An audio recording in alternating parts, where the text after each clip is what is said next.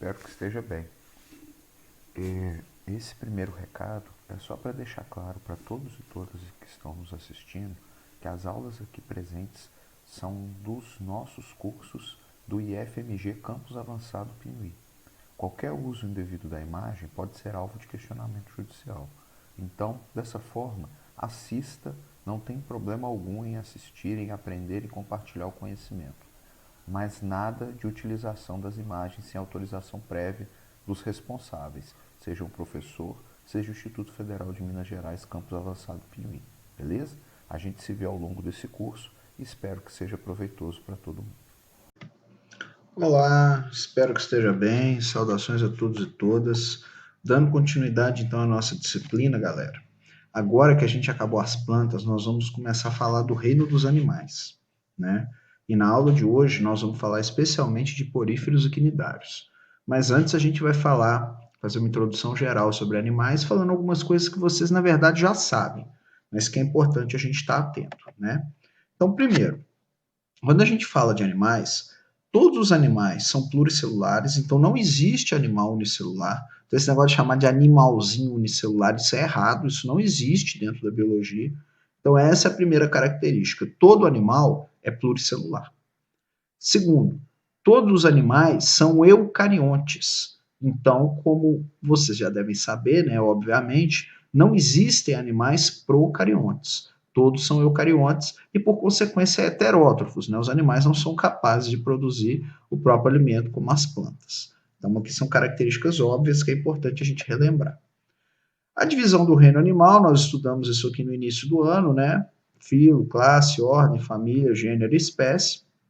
E a gente aqui nos animais, a gente vai estudar os filos, quando a gente estiver falando do grupo, que não é um grupo natural, um grupo artificial dos invertebrados. Nós vamos estudar os filos e depois nós vamos estudar os 5 principais grupos do grupo artificial dos vertebrados.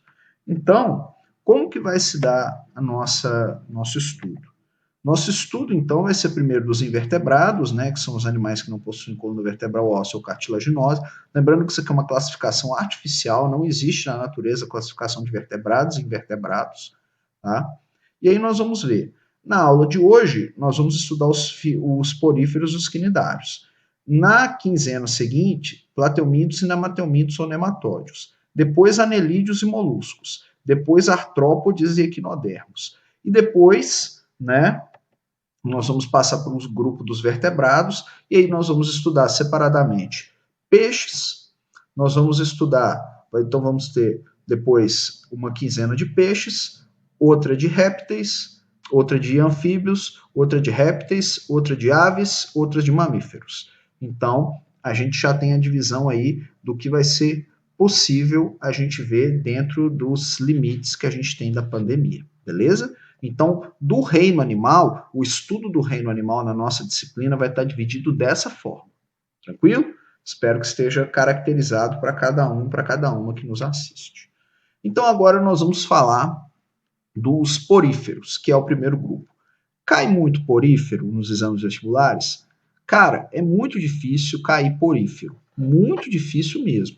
Mas se vier a cair, é bom estar preparado. Não é uma das principais matérias que a gente tem. Então, de onde vem o nome? De onde vem o nome? O nome do porífero vem do latim. Poros são poros e fera portador de. Então, é basicamente organismos portadores de poros. Então,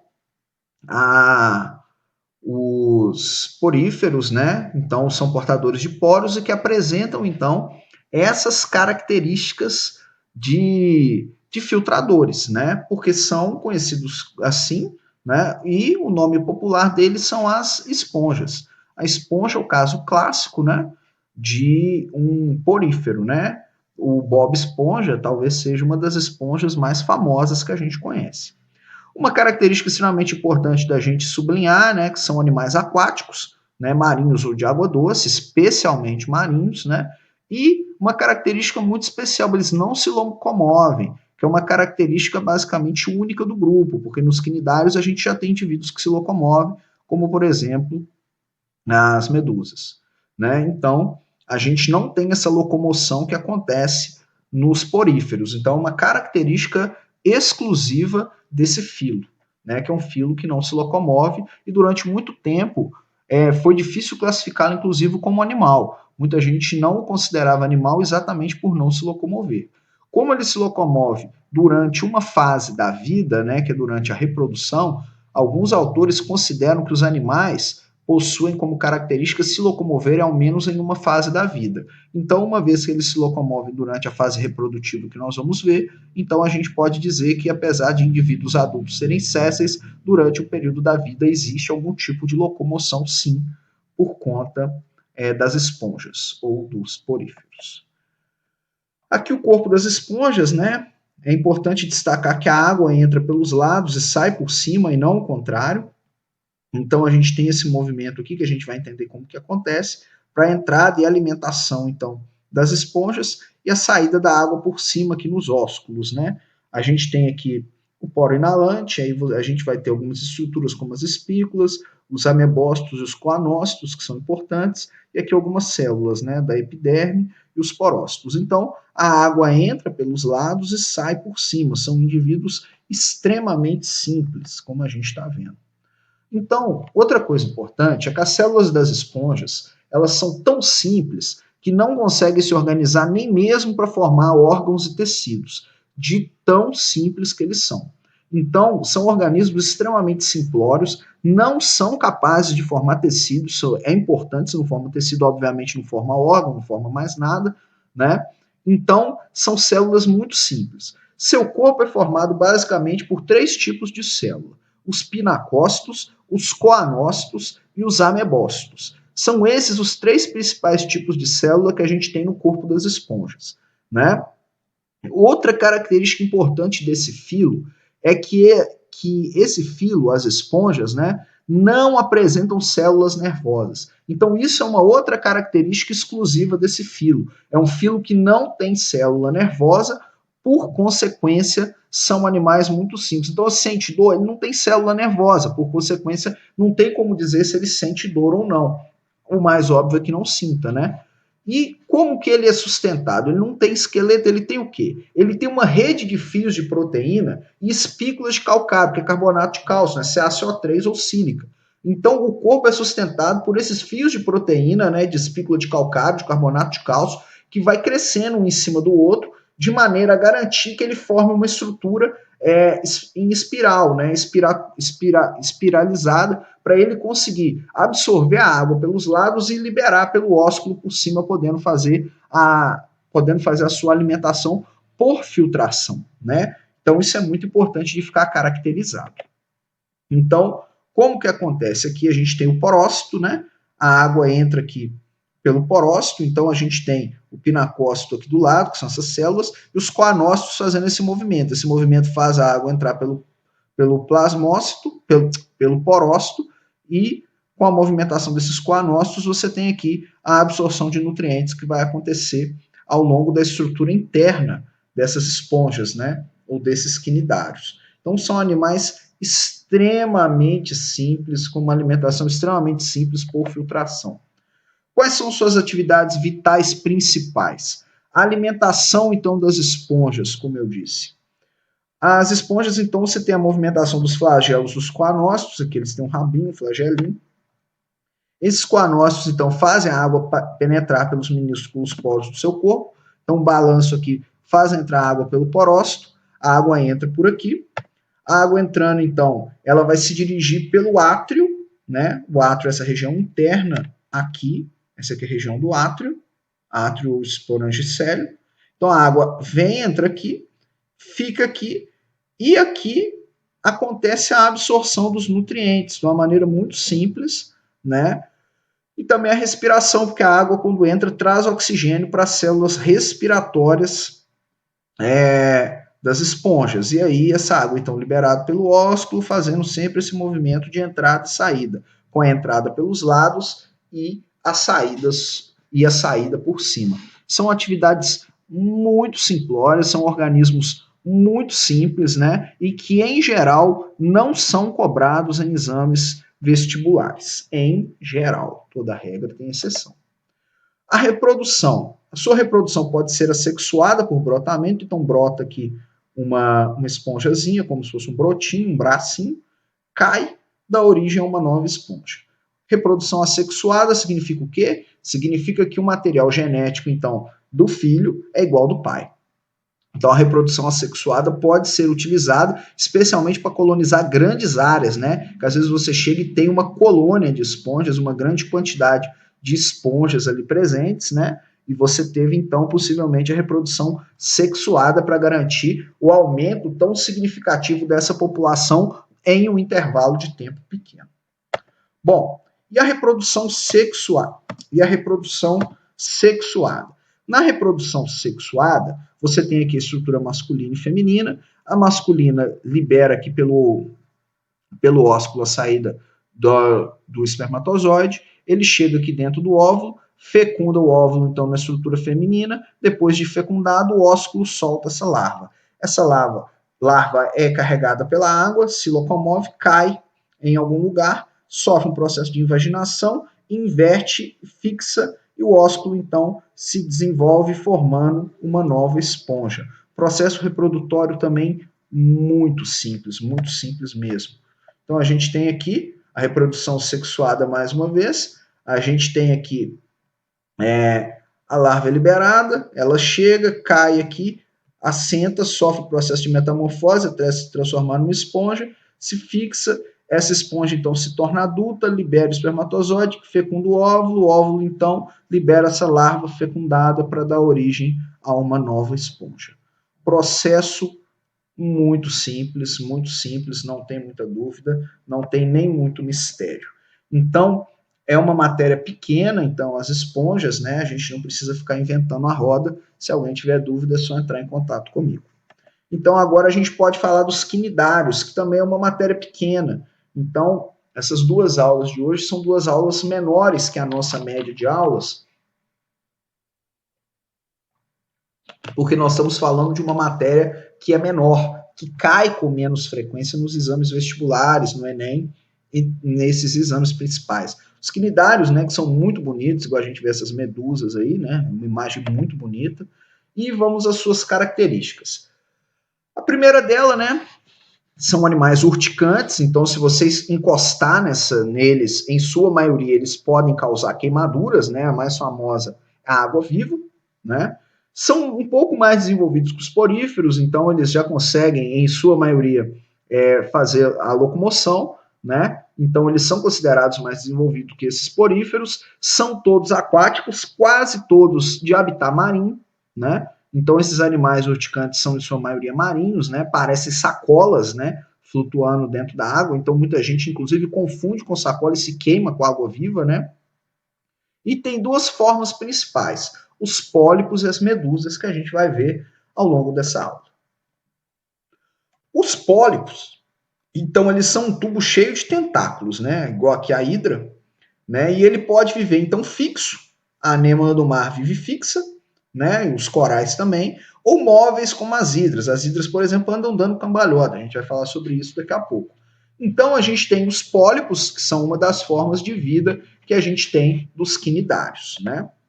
O segundo tipo são as medusas, né? Que esse corpo em forma de guarda-chuva aqui, né? Tem a abertura da boca na parte de baixo, então é embaixo que é a boca, não é em cima, e tem vida livre, fica flutuando na água, né? Como a água viva, e podem ter, esses tentáculos aqui podem ter dezenas de metros. A gente tem relatos na literatura de águas-vivas com 20 metros de tentáculo, né? E nesses tentáculos a gente tem estrutura que pode causar queimadura, né? Porque são animais urticantes e para nós seres humanos extremamente tóxicos, né?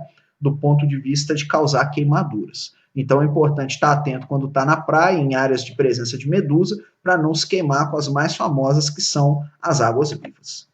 Então aqui por dentro, né, a gente pegando aqui a estrutura desses animais, a gente tem aqui a cavidade gastrovascular, né, que está aqui presente. A gente tem a mesogleia, que é uma estrutura muito grande presente nesses animais. E a gente tem a presença só de ectoderme e endoderme. não tem a presença da mesoderme. E essa é uma característica que não está presente nesses animais. Eles são tão simples que só possuem dois tecidos internos, né? A ectoderme e a endoderme. Aqui a gente tem os tentáculos do lado de fora, aqui no caso de um pólipo, né? E a boca aqui na parte de dentro. No caso da medusa, a gente tem muitos tentáculos, a gente tem a mesogleia, que é esse tecido interno, a gente tem a cavidade gastrovascular para alimentação, né? E a gente tem, como também a gente tem nos pólipos e nas hidras, a presença de ectoderme e endoderme. Só esses dois tecidos estão presentes. Então não tem, né? Como eu já disse, não tem mesoderme. Tem que ter muita atenção nisso daí para não confundir. Isso é uma característica exclusiva dos quinidários. É o primeiro grupo onde vai aparecer essas características, tá? Não possui simetria similar, né? Se você divide ao meio, isso não vai acontecer, né? Nem aqui, nem acontecia também com os quinidários, né? No caso dos pólipos. Então, as atividades vitais dos quinidários. Então, vários tentáculos cheios de quinidoblastos. O que são esses quinidoblastos? Esses quinidoblastos são esses tentáculos, é o que vai ter nos tentáculos que pode causar queimadura, né? Causa queimadura. Então, esses quinidoblastos penetram na pele, no que penetram na pele, eles se fixam e lá liberam, então, substâncias que causam ardor, que causam queimadura, no caso a nós, seres humanos. Se localizam principalmente junto à boca para defesa e para alimentação. Por que para defesa? Para defesa porque se alguém for ameaçar, vai sofrer o risco de sofrer uma queimadura, né? Ou para esses animais se defenderem. E para alimentação, porque para alguns animais eles podem utilizar isso para atordoar ou deixar o animal num estado meio grogue e dessa forma poder se alimentar desses animais durante o processo de alimentação. Eles têm uma cavidade digestiva, né, que é uma cavidade primitiva, que lembra um sistema digestório, mas não parece com o sistema digestório, só lembra evolutivamente falando. Eles têm uma digestão extracelular e intracelular, então eles podem liberar fluidos digestórios para se alimentar de pequenos animais que eles possam estar abatendo, né? Em especial no caso de animais filtradores, né? Estruturas invertebradas extremamente pequenos, ou então intracelulares entrando direto nessa estrutura de cavidade digestiva, né? Então você tem a digestão tanto extracelular quanto intracelular, os dois estão presentes nesse grupo de animais, né? Os dois estão presentes no caso dos quinidários. Podem se alimentar das diversas formas. Tem boca, né? O primeiro grupo que tem boca, mas não possui ânus. Então, significa que alimenta e defeca pela mesma estrutura, né? Então, são animais, como eu disse, extremamente simples e sua respiração é semelhante à dos poríferos, né? Com a água entrando e fazendo a troca gasosa dentro das suas células, né? Porque eles não têm sistema circulatório, né? Os nutrientes, então, eles vão passar por difusão de célula em célula. Então, não tem sistema circulatório, precisam estar no ambiente aquático para que a água possa circular, então, de célula em célula, carregando esse oxigênio para fazer todo o processo respiratório. Como eu disse, animais extremamente simples. Característica importante, ao contrário lá dos poríferos que não tinham sistema nervoso, o filo dos quinidários é o primeiro a apresentar células nervosas. Isso é característica quando a gente classifica os quinidários. Então, é o primeiro grupo a apresentar células nervosas. Importante ter atenção nisso. É o primeiro filo a apresentar essas características. Bom, são capazes de locomover? Sim.